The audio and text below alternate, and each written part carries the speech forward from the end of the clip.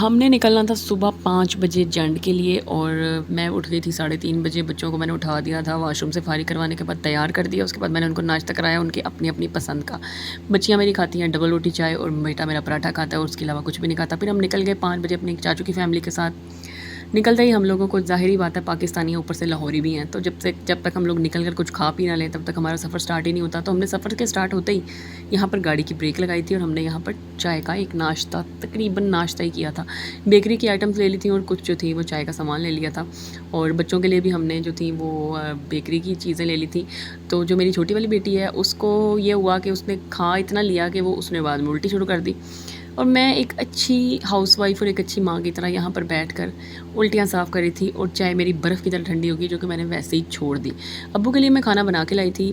अब्बू को मैंने अंडा और साथ में रोटियाँ बना ली थी, वही अब्बू ने खा ली और साथ में हमने भी थोड़ा थोड़ा एक एक निवाला खा के चलो जी, हमने कहा चलो फ़ारिग हो जाते हैं खा के।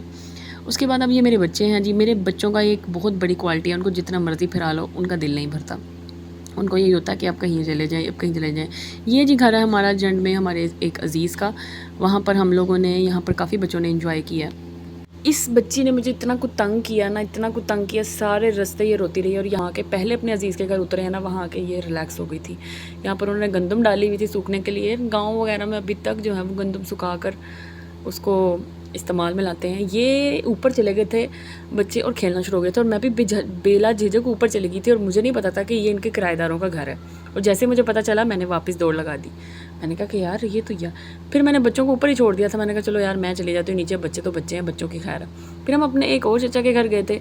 वहाँ पर जो था ये मेरी दोनों बेटियाँ जो थी काफ़ी इंजॉय करती, क्योंकि उनके पास एक बिल्ली थी और बिल्ली के साथ तो मेरे बच्चों का पुराना नाता है। और मैं जो थी, मैंने कहा थोड़ी देर लेट जाते हैं, जाके अपने हस्बैंड को ताड़ें आराम से। फिर यहाँ पर हमने खाना खाया था। फिर यहाँ से निकलने के बाद हम लोग ने एक बड़े मज़े की इस्लामाबाद से तहज़ीब की हम लोगों ने एक फ्रूट सैलड खाई थी। उसमें मैं वीडियो नहीं बना सकी क्योंकि मिनाल ने मेरी मत्त मारी हुई थी। और यहाँ पे जो है मेरे हस्बैंड साहब मसाज कराने लेटे हुए हैं। यही जगह भी इस्लामाबाद से थोड़ी सी आगे थी।